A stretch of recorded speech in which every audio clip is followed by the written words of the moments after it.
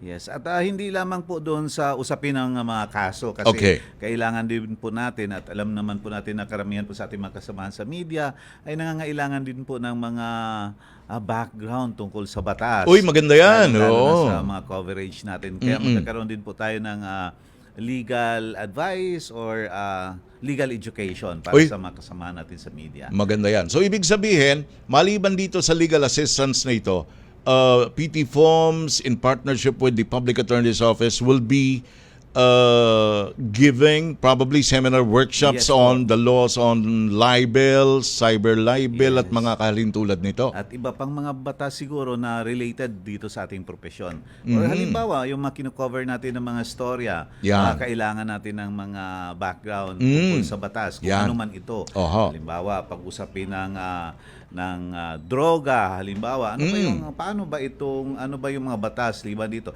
Isang napag-usapan at isegue ko na Yes, doon please. sa isa Opo. pa. Opo. Isa for example sa laging pinag-uusapan ng mga kasamahan natin sa media, yung usapin na sila ay nagwi-witness doon sa inventory ng mga droga pag merong raid. Yan. At lagi yan naging issue for several years already. Yung mga media organizations nagsasabi na dapat hindi tayo mapuwersa, etc. Subalit kung alam po natin yung batas, meron po itong provision doon sa Dangerous Drugs Act na kasama doon po sa witnesses doon sa pag-inventory ng mga droga pag halimbawa merong raid ay yung mga media po. Isa doon yung prosecutor, isang barangay kapitan po yata, nalimutan ko na.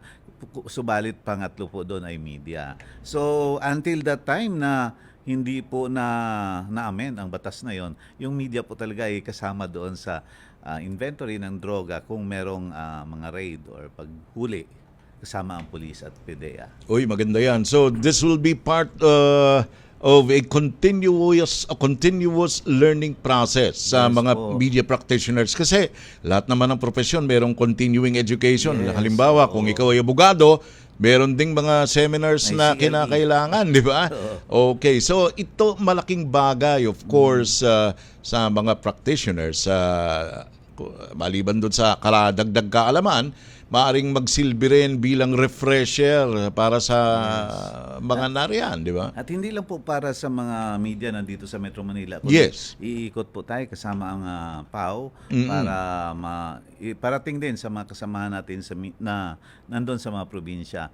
Ito ay isang maliit na tulong lamang po ng Presidential Task Force on Media Security sa mga kaibigan, mga kasamahan natin sa media. Dahil gusto po natin na maging proactive tayo, alam po natin na mas maiwasan.